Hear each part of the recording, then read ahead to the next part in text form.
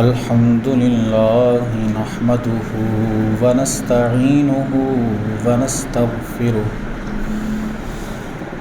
ونستغفره ونؤمن به ونتوكل عليه ونعوذ بالله من شرور أنفسنا ومن سيئات أعمالنا من يهده الله فلا مضل له ومن يضلله فلا هادي له ونشهد أن لا إله إلا الله وحده لا شريك له ونشهد أن سيدنا وسندنا وحبيبنا وحبيب ربنا وطبيبنا وطبيب قلوبنا وملجانا وماوانا سيدنا ومولانا محمدا عبده ورسوله أما بعد فأعوذ بالله من الشيطان الرجيم بسم الله الرحمن الرحيم يا أيها الذين آمنوا إذا قمتم إلى الصلاة فاغسلوا وجوهكم وأيديكم إلى المرافق وامسحوا برؤوسكم وأرجلكم إلى الكعبين صدق الله مولانا العظيم وصدق رسوله النبي الكريم الأمين قال الله تبارك وتعالى في شان حبيبه في القرآن المجيد والفرقان الحميد إن الله وملائكته يصلون على النبي يا أيها الذين آمنوا صلوا عليه وسلموا تسليما الصلاة والسلام عليك يا سيدي يا رسول الله الصلاة والسلام عليك يا سيدي يا حبيب الله الصلاة والسلام عليك يا سيدي يا نبي الله الصلاة والسلام عليك يا سيدي يا نور الله الصلاة والسلام عليك يا سيدي يا رحمة للعالمين وعلى آلك وأصحابك يا سيدي يا خاتم النبيين مولاي صل وسلم دائما أبدا على حبيبك خير الخلق كلهم محمد سيد الكونين والثقلين محمد دل نکل جانے کی جا ہے آہ کن آنکھوں سے وہ ہم سے پیاسوں کے لیے دریا بہاتے جائیں گے ہم سے پیاسوں کے لیے دریا بہاتے جائیں گے مولاي صل وسلم دائما أبدا على حبيبك خير الخلق كلهم. اللہ جل جلالہ و اتم برہانہ و اعظم شانہ کی بارگاہ اقدس میں حمد و ثنا اور سرکار مدینہ راحت قلب سینہ باعث نزول سکینہ صاحب معطر و معنبر پسینہ حضور سرور عالم شاہ آدم و بنی آدم رسول محتشم شفیع معظم احمد مجتبی محمد مصطفیٰ صلی اللہ تعالی علیہ وعلی آلہ واصحابہ وبارک وسلم کی بارگاہ میں ہدیہ درود و سلام عرض کرنے کے بعد معزز سامعین السلام علیکم ورحمۃ اللہ. سامعین ذی احتشام، رسول پاک صلی اللہ تعالی علیہ وسلم کی ذات پر درود پاک پڑھنے کے بے شمار فضائل ہیں، بڑی برکتیں ہیں. سیدنا ابو زرعہ رحمۃ اللہ تعالی علیہ یہ حدیث کے بہت بڑے امام ہیں، حدیث میں ان کا بڑا نام ہے. علم حدیث میں آپ کو آپ کے وصال کے بعد کسی نے دیکھا کہ آپ پہلے آسمان پر موجود ہیں اور فرشتوں کی امامت کروا رہے ہیں. وصال کے بعد کسی نے خواب میں دیکھا کہ پہلے آسمان پر ہیں اور فرشتوں کی امامت کروا رہے ہیں. تو پوچھا کہ یہ مقام و مرتبہ کیسے حاصل ہوا؟ تو سیدنا ابو زرعہ کہتے ہیں کہ میں نے اپنے ہاتھ سے 1,00,000 حدیثیں لکھیں اور جب جب میرے آقا کا نام آیا میں نے ساتھ میں درود پاک بھی لکھا. اس درود پاک کی برکت سے اللہ نے مجھے یہ مقام و مرتبہ عطا فرمایا ہے. تو حضور پر درود پڑھنا یہ بڑی عظمت کی بات ہے. اسی طرح کی ایک حدیث پاک بھی ہے.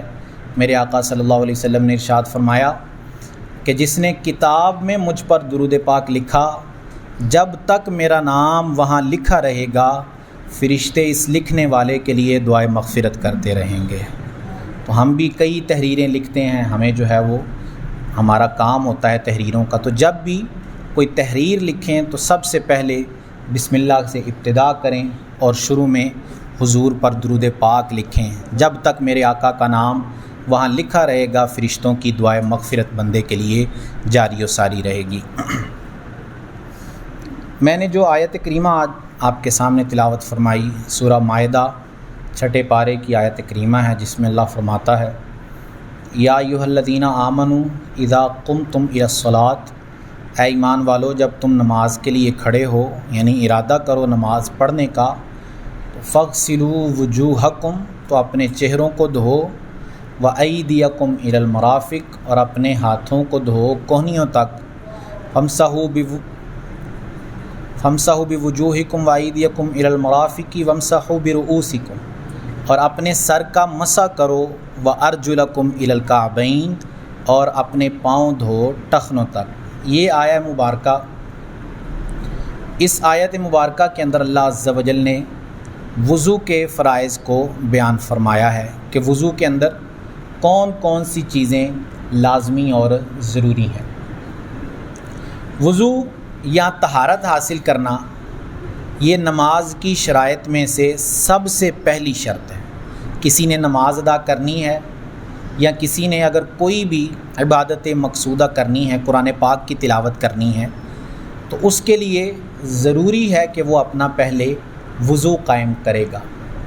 جب تک اس کا وضو، اس کی طہارت ٹھیک نہیں ہوگی تب تک اس کے اگلے اعمال بھی درست قرار نہیں پائیں گے. تو وضو کی جو ہے وہ بڑی فضیلتیں اور برکتیں ہیں.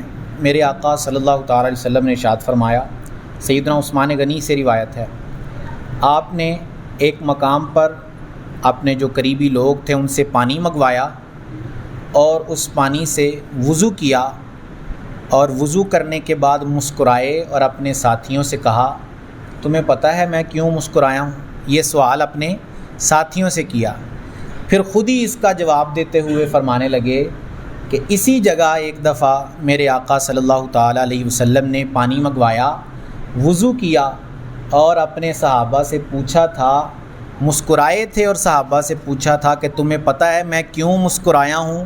تو آج میں نے بھی حضور کی ادا کو ادا کیا ہے۔ اور پھر حدیث پاک جو آگے بیان کی وہ یہ تھی کہ حضور نے فرمایا جب بندہ وضو کرتا ہے تو اس کے گناہ جھڑ جاتے ہیں، جب وہ ہاتھوں کو دھوتا ہے تو ہاتھوں کے گناہ اس کے جھڑ جاتے ہیں، جب وہ چہرے کو دھوتا ہے تو اس کے چہرے کے گناہ اس سے دور ہو جاتے ہیں، جب وہ پاؤں دھوتا ہے تو اس کے پاؤں کے گناہ اس سے جھڑ جاتے ہیں، اور جب وہ سر کا مسح کرتا ہے تو اس کے سر کے گناہ اس سے جھڑ جاتے ہیں۔ اب یہ حدیث پاک دو چیزوں کو بیان کر رہی ہے۔ اس میں ایک چیز صحابہ کرام علیہم الرضوان کی حضور کی سنت کے ساتھ محبت ہے کہ صحابہ کس قدر حضور کی سنت سے پیار اور محبت فرماتے تھے۔ اب یہ حدیث بیان ویسے بھی کی جا سکتی تھی۔ سیدنا عثمان غنی اپنے قریبیوں کو کہتے کہ میں نے حضور کو ایک حدیث فرماتے ہوئے سنا ہے، میں تمہیں وہ پڑھ کے سنا دیتا ہوں۔ ایسے بھی بیان ہو سکتی تھی حدیث، لیکن آپ نے وہ سارا طریقہ کار اختیار کیا جو میرے آقا صلی اللہ تعالیٰ علیہ وسلم نے اس دن عمل فرمایا، وہ سارا طریقہ سیدنا عثمان غنی نے اختیار کیا کہ پانی منگوایا، اس سے وضو کیا، پھر مسکرائے اور پھر ویسا ہی سوال جیسا میرے آقا نے اپنے صحابہ سے کیا تھا ویسا ہی سوال آپ نے اپنے قریبی لوگوں سے کیا۔ ڈائریکٹ حدیث بھی بیان کی جا سکتی تھی، لیکن یہاں یہ بات واضح ہو گئی کہ صحابہ کرام کس قدر حضور سے محبت کرتے۔ حضور کی ذات تو ایک الگ بات رہ گئی، حضور کی ذات ایک بعد کی چیز ہے، حضور کی سنتوں سے اتنی محبت کرتے کہ ایک ایک ادا بس پتہ چل جاتا کہ یہ میرے آقا نے کام کیا ہے تو اس کو ادا کرنے کی کوشش کرتے۔ سیدنا عبداللہ بن عمر جن کو بہت زیادہ سنتوں کا عامل کہا جاتا ہے، آپ ایک دفعہ مکہ کے سفر میں تھے تو راستے میں ایک جگہ ایک درخت آیا، آپ نے جان بوجھ کر اپنا امامہ اس درخت میں اٹکا لیا اور پھر اترے سواری سے اور اس درخت سے اپنے امامے کو چھڑایا اور سر پہ دوبارہ رکھ لیا۔ کسی نے پوچھا کہ یہ کیوں کیا؟ سیدھا چل رہے تھے، چلتے رہتے، یہ جان بوجھ کر کیوں اٹکایا؟ خود بخود اٹک جاتا تو ایک الگ بات تھی۔ تو آپ نے کہا بس میں نے حضور کو دیکھا، اسی طرح حضور مکہ کے سفر میں تھے اور راستے میں حضور پاک کا امامہ شریف اسی درخت کے ساتھ اٹک گیا تھا، میرے آقا نے وہ درخت اتر کے سواری سے اس سے اپنا امامہ چھڑایا، آج میں نے بس حضور کی سنت کو ادا کیا ہے، اور کوئی میری جو ہے وہ مقصد نہیں ہے اور کوئی فائدہ حاصل کرنا مقصود نہیں ہے، صرف اور صرف حضور کی سنت کو ادا کرنا مقصود ہے، صرف اور صرف حضور کی ادا، کیونکہ اچھوں کی ادا بھی اچھی ہوتی ہے، اچھوں کی نقل بھی اچھی ہوتی ہے۔ بندہ اگر اچھا نہیں بن سکتا تو اس کو چاہیے کہ اچھوں کی نقل کر لیا کرے، اس کو چاہیے کہ جیسے اچھے لوگ نیک لوگ کام کرتے ہیں ویسے وہ بھی کر لیا کرے، اللہ کا فضل ہوا تو اللہ اسے بھی نیکوں میں شامل فرما دے گا۔ اسی طرح سیدنا عبداللہ بن عمر ایک دفعہ اپنی اونٹنی کو لے کر ایک جگہ گھوم رہے ہیں، صرف نکیل پکڑی ہوئی ہے اور گھوم رہے ہیں۔ کسی نے پوچھا کہ یہ کیا کر رہے ہیں آپ؟ نہ کوئی مقصد ہے، نہ کوئی جو ہے وہ آپ اونٹنی سے کام لے رہے ہیں، بس اس کو گھما رہے ہیں۔ تو آپ نے کہا میں نے ایک دفعہ حضور کو دیکھا، حضور بھی ایسے ہی کر رہے تھے، مجھے کوئی وجہ نہیں پتہ، نہ ہی میں نے حضور سے پوچھا تھا، بس میں نے دیکھا تھا کہ حضور کر رہے ہیں، بس اسی طرح میں بھی حضور کی ادا کو ادا کر رہا ہوں۔ یہ صحابہ کرام کی حضور کی سنت سے محبت ہے کہ کس قدر حضور سے محبت کرتے، حضور کی سنتوں سے محبت کرتے۔ میرے آقا صلی اللہ تعالیٰ علیہ وسلم نے ارشاد فرمایا جو گئے گزرے زمانوں میں، گئے گزرے یعنی جب اسلام جو ہے صرف نام کے طور پر رہ جائے گا، گئے گزرے زمانوں میں جو میری ایک سنت کو زندہ کرے گا اللہ اسے 100 شہیدوں کا اجر عطا فرمائے گا۔ ایک سنت جس نے میری زندہ کی، ہزاروں سنتیں ہیں میرے آقا کی، وضو کے اندر آ جائیں تو سنتیں میرے آقا کی، غسل کرنے میں آ جائیں تو سنتیں میرے آقا کی، چلنے پھرنے کے آداب میں حضور کی سنتیں ہیں، کھانے کے آداب میں حضور کی سنتیں سے، کسی سے ملاقات کرنے میں حضور کی سنتیں، ایک سنت جس نے زندہ کر دی گئے گزرے زمانوں میں تو حضور نے فرمایا اللہ اسے 100 شہیدوں کا اجر عطا فرمائے گا۔ تو ہمیں جس طرح اپنے نبی سے محبت ہے اسی طرح اپنے نبی کی سنتوں سے بھی محبت کرنی چاہیے۔ تو میں عرض کر رہا تھا کہ وضو کی جو فضیلت اس میں بیان کی کہ وضو کے اندر جو ہے وہ بندے کے گناہ جھڑ جاتے ہیں، جو بندہ اپنا عضو دھوتا رہتا ہے اس کے گناہ جھڑتے جاتے ہیں۔ اسی حدیث کے مفتی احمد یار خان نعیمی رحمۃ اللہ تعالی علیہ فرماتے ہیں کہ یہ جو میرے آقا نے فرمایا کہ اس کے اعضاء جب دھوتا ہے تو وضو کے اعضاء دھونے سے اس کے گناہ جھڑتے ہیں، اس سے صرف ظاہری اعضاء مراد نہیں ہیں، بلکہ جب وہ اپنا سر دھوتا ہے، سر پر مسح کرتا ہے، تو اس کے دماغ کے اندر کے گناہ بھی جو ہے وہ جھڑ جاتے ہیں۔ یہ وضو کی فضیلت ہے۔ تو پھر اسی طرح ایک حدیث پاک میں میرے آقا صلی اللہ علیہ وسلم نے ارشاد فرمایا کہ میں حوض کوثر پر اپنے کچھ بھائیوں کا انتظار کروں گا، میں انہیں ایسے ہی پہچانتا ہوں جیسے گھوڑے کا مالک اپنے گھوڑے کو گھوڑوں کے جھنڈ میں پہچان لیتا ہے۔ اپنے بھائیوں کا انتظار کروں گا جو میرے بعد آئیں گے، یہ حدیث پاک کے الفاظ ہیں، اور میں ان کو ایسے ہی پہچانتا ہوں جیسے گھوڑے کا مالک گھوڑے کے جھنڈ کے اندر اپنے گھوڑے کو پہچان لیتا ہے۔ اس کو زیادہ فکر کرنے کی ضرورت نہیں ہوتی، بس وہ دیکھ کر ہی جان لیتا ہے کہ کون سا میرا گھوڑا ہے۔ حضور کہتے ہیں میں ایسے ان لوگوں کو پہچانوں گا۔ کیوں؟ اور ان کی علامت جو میرے آقا نے بیان کی، ان کی علامت یہ ہے کہ ان کے وضو کے اعضاء نور سے چمک رہے ہوں گے۔ حضور نے فرمایا یہ میرے وہ امتی ہوں گے جنہوں نے مجھے دیکھا نہیں ہوگا لیکن مجھ پر ایمان رکھتے ہوں گے، مجھے نہیں دیکھا ہوگا لیکن مجھ پر ایمان رکھتے ہوں گے، میری باتوں پر یقین رکھتے ہوں گے اور میرے بتائے ہوئے طریقے پر چلتے ہوں گے۔ میں حوض کوثر پر ان کا انتظار کروں گا اور پھر انہیں حوض کوثر سے سیراب کروں گا۔ یہ وضو کی فضیلت ہے کہ وضو سے بندے کے اعضاء چمکیں گے قیامت والے دن، جو اعضاء بندہ وضو کے اندر دھوتا ہے۔ پھر وضو کے اندر جو ہے وہ 4 فرائض ہیں، 4 چیزیں وضو کے اندر لازمی اور ضروری ہیں۔ پہلی چیز ہے چہرے کو دھونا، چہرہ دھونا یہ ایک فرض ہے وضو کا۔ دوسرا فرض ہے وضو کا ہاتھوں کو دھونا کونیوں سمیت، یعنی یہاں سے لے کر کونیوں سمیت بازو دھو دینا، یہ دوسرا فرض ہے۔ تیسرا فرض ہے وضو کا سر کا مسح کرنا، اور چوتھا فرض ہے وضو کا پاؤں دھونا ٹخنوں سمیت، جو ابری ہوئی ہڈی ہوتی ہے پاؤں پر اس کے سمیت پاؤں کو دھونا۔ یہ 4 چیزیں لازمی اور ضروری ہیں۔ ان کے اندر جس کی خطا ہوئی اس کا وضو ہی مکمل نہ ہوا، اور جس کا وضو مکمل نہ ہوا اس کی نماز ہی ادا نہ ہوئی۔ اس بات کی حکمت بیان کرتے ہوئے امام غزالی رحمۃ اللہ تعالی علیہ فرماتے ہیں کہ یہ 4 ہی فرض کیوں بیان کیے گئے؟ اللہ عز و جل نے صرف 4 فرض بیان فرمائے قرآن پاک کے اندر۔ اس کی وجہ کیا ہے کہ صرف 4 کیوں بیان فرمائے؟ آپ نے فرمایا قیامت کے دن 4 قسم کے عذاب ہوں گے۔ ایک عذاب ہوگا کہ بندے کا چہرہ سیاہ ہو جائے گا۔ اللہ فرماتا ہے یوم تبیض وجوہ وتسود وجوہ، وہ دن ایسا ہے کہ جس دن کچھ چہرے روشن ہوں گے اور کچھ چہرے سیاہ ہوں گے، کالے ہوں گے۔ تو ایک عذاب ہوا چہروں کا سیاہ ہو جانا۔ دوسرا عذاب امام غزالی فرماتے ہیں کہ بندوں کو نامہ اعمال الٹے ہاتھ کے اندر دیے جائیں گے۔ اس کے بارے میں بھی اللہ فرماتا ہے وَأَمَّا مَنْ أُوتِيَ كِتَابَهُ بِشِمَالِهِ فَيَقُولُ يَا لَيْتَنِي، تو یہ اللہ عز و جل نے بیان فرمایا کہ اس دن کچھ لوگ ایسے ہوں گے جنہیں ان کے الٹے ہاتھ میں نامہ اعمال دیا جائے گا۔ یہ دوسرا عذاب ہے۔ تیسرا عذاب امام غزالی رحمۃ اللہ تعالی علیہ فرماتے ہیں کہ تیسرا اور چوتھا عذاب یہ ہے کہ مجرموں کو ان کے سر اور پاؤں سے پکڑ کر گھسیٹ کر جہنم کے اندر ڈال دیا جائے گا۔ یوم یعرف المجرمون بسیماہم فیؤخذ بالنواصی والاقدام، کہ اس دن مجرم اپنے چہرے سے پہچان لیے جائیں گے اور انہیں ان کی پیشانیوں اور قدموں سے پکڑ کر جہنم کے اندر ڈال دیا جائے گا۔ تو امام غزالی کہتے ہیں یہ 4 قسم کے عذاب ہیں۔ جب بندہ وضو کے 4 فرائض پورے کرتا ہے تو اللہ نے چاہا تو وہ ان 4 قسم کے عذابوں سے بھی بری ہو جائے گا۔ جب وہ اپنا چہرہ دھوتا ہے تو قیامت کے دن اللہ کرے کہ اس کا چہرہ روشن ہوگا، اس کا چہرہ سیاہ نہیں ہوگا۔ جب وہ اپنے ہاتھ دھوتا ہے تو کل بروز قیامت اللہ کی رحمت اس پر ہوگی تو اس کا نامہ اعمال اس کے دائیں ہاتھ میں دیا جائے گا۔ اور جب وہ اپنے سر کا مسح کرتا ہے، اپنے پاؤں کو دھو لیتا ہے، تو اللہ کی رحمت اس پر قیامت کے دن ہوگی کہ اللہ اسے اس عذاب سے بھی بری فرما دے گا۔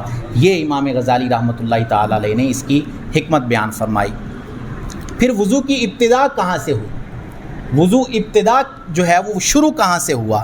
اس کے بارے میں مفسرین کہتے ہیں کہ جب اللہ عز و جل نے آدم علیہ السلام کو خلیفہ بنانے کا کہا فرشتوں کو، تو فرشتوں نے آگے سے جواب دیا کہ آپ اللہ سے کہا کہ ایسا خلیفہ کیوں بنانا جو دنیا میں زمین میں جا کر خون ریزی کرے گا، خون بہائے گا؟ ہم تو تیری تسبیح بیان کرتے ہیں، اگر خلیفہ ہی بنانا ہے تو ہمیں ہی بنا دے۔ تو اس پر اللہ نے فرشتوں کو جواب دیا، فرشتوں کو فرمایا کہ تم وہ نہیں جانتے جو میں جانتا ہوں، مجھے وہ باتیں معلوم ہیں جو تمہیں معلوم نہیں ہیں۔ جب فرشتوں کو یہ بات سنی تو فرشتوں کو یہ سمجھ میں آئی شاید کہ ہم نے اللہ کی بارگاہ میں جرت کر دی ہے، اللہ کی بارگاہ میں ہم زیادہ بول گئے ہیں، تو اپنے اس گناہ کی، اپنی اس خطا کی معافی کے لیے انہوں نے عرش کا چکر لگانا شروع کر دیا، عرش کا طواف کرنا شروع کر دیا۔ اللہ نے فرمایا ان سے، کیا تم میری مغفرت چاہتے ہو؟ کیا تم مجھ سے بخشش کے طالب ہو؟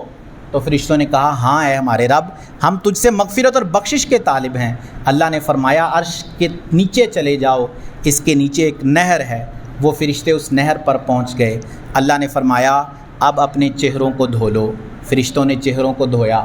اللہ نے فرمایا اب اپنے ہاتھوں کو کوہنیوں تک دھو لو۔ فرشتوں نے یہ کیا۔ اللہ نے فرمایا اب اپنے سروں کا مسح کر لو۔ فرشتوں نے وہ بھی حکم پورا کیا۔ اللہ نے فرمایا اب اپنے ٹخنوں سمیت پاؤں کو بھی، یہ ساری چیزیں فرشتوں کی بھی ہیں، ان کے چہرے بھی ہیں، ان کے ہاتھ بھی ہیں، سر بھی ہیں، پاؤں بھی ہیں، لیکن کیسے ہیں وہ ہم نہیں جانتے، وہ اللہ ہی جانتا ہے کہ وہ کیسے ہیں۔ تو انہوں نے سارے حکم پورے کر دیے، چہرہ دھو لیا، بازو دھو لیے، سر کا مسح کر لیا، پاؤں بھی دھو لیے۔ تو اللہ نے فرمایا اب تم نے میری مغفرت اور بخشش کو حاصل کر لیا ہے۔ فرشتوں نے سوال کیا کہ کیا یہ ہمارے لیے خاص ہے؟ کیا یہ جو چیز ہمیں بتائی گئی صرف ہمارے لیے ہے اور کسی کے لیے نہیں ہے؟ اللہ نے فرمایا نہیں، جس کو میں خلیفہ بنا رہا ہوں یہ اس کے لیے بھی ہے اور اس کی اولاد کے لیے بھی ہے۔ جو ان چیزوں کو دھوئے گا تو وہ میری بخشش اور مغفرت کو حاصل کر لے گا۔ تو وضو کی یہ فضیلت ہے، بڑی فضیلتوں والا کام ہے۔ وضو کے اندر جو بندہ مر گیا وہ شہادت کا مرتبہ حاصل کرتا ہے۔ جو باوضو رہتا ہو اور وضو کی حالت میں ہی اس کا انتقال ہو جائے تو اللہ اسے شہادت کا مرتبہ عطا فرمائے گا۔ تو ہمیں بھی کوشش کرنی چاہیے کہ ہر وقت باوضو رہنے کی کوشش کریں، اور اس کے لیے ضروری ہے کہ پہلے ہم وضو کو سیکھیں کہ وضو کیسے کیا جاتا ہے۔ اگر ہم بغیر اس کو سیکھے ہوئے وضو کرتے ہیں تو کئی چیزیں ہم سے چھوٹ جاتی ہیں۔ جیسے اس کا پہلا فرض ہم دیکھیں، چہرے کا دھونا ہے۔ اب چہرہ دھونا کتنا ضروری ہے؟ یہ چہرہ کہلاتا ہے گولائی، جہاں سے بال اگنا شروع ہوتے ہیں۔ عام طور پر ہر ایک کا مختلف ہے، جہاں سے عام طور پر بال اگنا شروع ہوتے ہیں وہاں سے لے کر یہ نیچے جو ابری ہوئی ہڈی ہوتی ہے یہاں تک یہ لمبائی میں چہرہ کہلاتا ہے، اور یہ کان کی لو سے لے کر ادھر کان کی لو تک یہ چوڑائی میں چہرہ کہلاتا ہے۔ اب ایک بال بھی کسی کا سوکھا ہوا رہ گیا تو اس کا یہ فرض پورا نہیں ہوا۔ ایک بال بھی اگر جو ہے وہ سوکھا ہوا رہ گیا، ہمارے ہاں لوگ ایسے جو ہے وہ پانی پھینکتے ہیں اپنے اوپر، حالانکہ دھونے کی تعریف یہ ہے کہ جس جگہ کو دھو رہے ہیں کم از کم 2 قطرے پانی کے اس میں سے بہہ جائیں، پھر اس کو دھونا شمار کیا جائے گا، پھر مانا جائے گا کہ اب یہ چیز جو ہے، اب یہ جگہ جو ہے وہ دھل گئی ہے۔ لیکن جب ایسے کوئی مارے گا تو اس کی یہ جگہیں بالکل خشک رہ جائیں گی، اور اگر یہ جگہیں اس کی خشک رہ گئیں تو اس کو وضو ہی پورا نہیں ہوا اس کا۔ تو جس کا وضو پورا نہیں ہوا وہ آگے نماز کیسے ادا کرے گا؟ وہ آگے نماز کیسے پڑھے گا جب اس کا وضو ہی مکمل نہیں ہے، جب اس کی طہارت ہی مکمل نہیں ہے؟ یہ ساری فضیلتیں ہم نے سنی کہ وضو کرنے سے گناہ جھڑ جاتے ہیں، وضو کرنے سے اللہ کی بخشش و مغفرت حاصل ہو جاتی ہے، لیکن یہ اس وقت ہے جب بندے کو وضو کرنا بھی تو آتا ہو، بندے کو پتہ بھی تو ہو کون سی چیزیں لازمی، کون سی چیزیں ضروری ہیں وضو کے اندر۔ تو ہمیں اس کو سیکھنے کی کوشش کرنی چاہیے۔ ہم کئی جو ہے وہ اپنے ٹائم کا استعمال کر دیتے ہیں فضول کاموں کے اندر، لیکن اپنی ضروری چیزیں سیکھنے کے لیے ہم اپنے ٹائم کا استعمال نہیں کرتے، اپنے وقت کو ہم اپنی ضروری چیزوں کو سیکھنے کے لیے استعمال نہیں کرتے، حالانکہ یہ چیزیں ضروری ہیں، ان کے بغیر گزارا ہی نہیں ہے۔ اب وضو کے بغیر گزارا ہو سکتا ہے؟ 5 وقت کی نماز بندے نے پڑھنی ہے، 5 وقت کی، تو ہر وقت کے لیے اس کو وضو کرنا ضروری ہے۔ اگر اس کا وضو قائم نہیں رہتا ہر وقت کے لیے، تو اگر وہ ایک وقت میں بھی وضو درست نہ کرے گا تو باقی 5 نمازیں کہاں جائیں گی اس کی؟ وہ کیسے ادا کرے گا ان 5 نمازوں کو؟ تو ہمیں سیکھنے کی حاجت ہے، ہمیں اپنی شرم چھوڑنی پڑے گی۔ یہ نہ دیکھیں کہ میری داڑھی سفید ہو گئی ہے، اب میں کسی سے سیکھنے جاؤں گا تو کوئی کیا کہے گا کہ اتنی زیادہ عمر ہو گئی ہے پھر بھی یہ کام نہیں آتے۔ یہ نہ دیکھیں کہ میری عمر زیادہ ہے، یہ نہ دیکھیں کہ جو سکھانے والا ہے اس کی عمر کم ہے، وہ مجھے کیا سمجھے گا۔ کچھ بھی نہ دیکھیں، صرف یہ دیکھیں کہ مجھے اپنے رب کے حضور حاضر ہونا ہے، مجھے اس کو جواب دینا، مجھے دنیا کو جواب نہیں دینا، مجھے اور کسی کے سامنے جواب دینے کی حاجت نہیں ہے۔ کوئی مجھے کہتا پھرے کہ تمہاری اتنی عمر ہو گئی ہے، تمہیں نماز پڑھنی نہیں آتی، تمہیں وضو کرنا نہیں آتا، کہتا پھر مجھے اس کی بات کا کیا ہے؟ وہ میرا کوئی حاکم ہے، وہ میرا کوئی جو ہے وہ مالک و مختار ہے، مجھے اس کو جواب دینا لازمی اور ضروری ہے؟ کوئی جواب دینا لازمی اور ضروری نہیں، مجھے جواب دینا ہے اپنے رب کو، جو میرا مالک و مختار، جو میرا سب کچھ ہے۔ تو جب وہ سوال کرے گا تو مجھے اس کا جواب دینا پڑے گا۔ تو اس کے لیے ہمیں سیکھنے کی حاجت ہے، کچھ نہ کچھ وقت نکالیں ان کاموں کے لیے۔ اتنا وقت ہم ضائع کر دیتے ہیں غیر شرعی کاموں کے اندر، غیر شرعی نہ بھی ہوں، فضول کاموں کے اندر ہم ٹائم ضائع کر دیتے ہیں، لیکن ان چیزوں کے لیے ہمارے لیے وقت نکالنا مشکل ہو جاتا ہے۔ تو وقت نکالیں، سیکھنے کے لیے آ جائیں، سیکھیں، سیکھ کر جو ہے وہ آگے دوسروں کو سکھائیں۔ جتنا سیکھیں گے، آگے سکھاتے رہیں گے، اللہ اس کا بھی اجر ہمیں عطا فرماتا رہے گا۔ ممکن ہے ہمارے سکھانے سے ہی کسی کو آ جائے وہ چیز، تو اس کو تو فائدہ ہوگا ہی ہوگا کہ اس نے ہمارے سکھانے سے سیکھ لی، لیکن اس کا فائدہ پھر ہمیں بھی اللہ عز و جل عطا فرمائے گا، کیونکہ جو کسی کو نیکی کی طرف لاتا ہے، یہ حدیث پاک ہے کہ حضور نے فرمایا جو کسی کو نیکی کی طرف دعوت دیتا ہے اور اگر وہ بندہ نیکی کر لے تو اس نیکی کرنے والے کو بھی اجر دیا جاتا ہے، اس دعوت دینے والے کو بھی اتنا ہی اجر عطا کیا جاتا ہے، اور اگر وہ نہ بھی کرے، وہ اچھائی کی طرف نہ بھی آئے، پھر بھی اس دعوت دینے والے کو اس کا اجر ضرور عطا کر دیا جاتا ہے۔ تو ہمیں سیکھنا چاہیے، سیکھنے کی کوشش کرنی چاہیے۔ اس کے سیکھنے کے کئی مواقع ہیں، آپ میرے پاس اگر آنا چاہیں تو میں بھی ادھر ہی ہوتا ہوں، عصر سے عشاء تک یہیں پر موجود ہوتا ہوں مسجد کے اندر۔ اگر آپ میرے پاس آ کر سیکھنا چاہیں تو میں حاضر ہوں، آپ مجھ سے سیکھیں۔ کوئی اور طریقہ اختیار کرنا چاہیں، کسی اور سے سیکھنا چاہیں تو ضرور سیکھیں، لیکن سیکھیں ضرور، یہ اپنی ضرورت کی چیزیں ان کو مکمل فرمائیں۔ اسی طرح ہمیں اپنے گھر والوں کو بھی ان چیزوں کو سکھانے کی حاجت اور ضرورت ہے۔ ہمارے گھر والے بھی یہ چیزیں سیکھیں تو وہ ہمارے لیے بھی فائدہ مند ثابت ہوگا۔ اس کے لیے ہم طریقہ اختیار کر سکتے ہیں، ہمارا یہ قریب مدرسہ عائشہ صدیقہ ہے، اس میں اپنے گھر والوں کو بھیجیں، اپنے گھر کی عورتوں کو بھیجیں تاکہ وہ وہاں جا کر دین سیکھیں، اپنے دین کی ضروری باتیں سیکھیں۔ تو اس کے لیے ہم ضرور ان کو وہاں پر بھیجیں جہاں ان کو اس چیز کا فائدہ ہوگا۔ اور ہمیں اپنے مدرسہ عائشہ صدیقہ، کیونکہ وہ ہمارا مدرسہ ہے، مسجد چونکہ ہماری ہے، محلہ ہمارا ہے، تو اس مسجد کے تحت جو چیزیں چلتی ہیں وہ ساری ہماری ہیں اور ہمارے تعاون کے ساتھ ہی وہ ساری چلتی ہیں۔ تو ہمیں اپنا تعاون اس کے ساتھ ضرور شامل کرنا ہے۔ اپنے گھر کی عورتوں کو ضرور وہاں بھیجیں، اپنی چھوٹی بچیوں کو وہاں بھیجیں، ابتدا ہی سے ان کو جو ہے وہ اس چیز کی طرف لے کر آئیں۔ ایسا نہ ہو کہ ان کی عمریں بڑی ہو جائیں، بعد میں ان کو سکھانا مشکل ہو جائے۔ ابتدا ہی سے ان کی ابتدا، ان کی بنیاد ہی اس طرح کی ڈالیں تاکہ بعد میں ان کا مذہبی ذہن بنتا رہے اور گھرانہ بھی جو ہے وہ سارا مذہبی ہو جائے۔ تو ہمیں اپنے مدرسے کے ساتھ ضرور تعاون کرنا ہے، اور جو میں نے عرض کی کہ ہمیں اپنی ضرورت کی چیزیں ضرور سیکھنی ہیں، ان چیزوں پر بھی جو ہے وہ توجہ کریں۔ اللہ عز و جل ہمیں عمل کی توفیق عطا فرمائے۔ ہاں، وہاں مدرسے کے اندر ایک تو کلاسز ہوتی ہیں اس حوالے سے، اور دوسرا وہاں ہفتہ وار اجتماع بھی ہوتا ہے منگل والے دن دوپہر 2 سے لے کر 3:30 بجے تک، تو اس میں بھی ضرور شرکت کروائیں۔ اللہ عز و جل ہم سب کو دونوں جہان کی بلائیوں سے نوازے، آمین بجاہ خاتم النبیین صلی اللہ علیہ وآلہ وسلم۔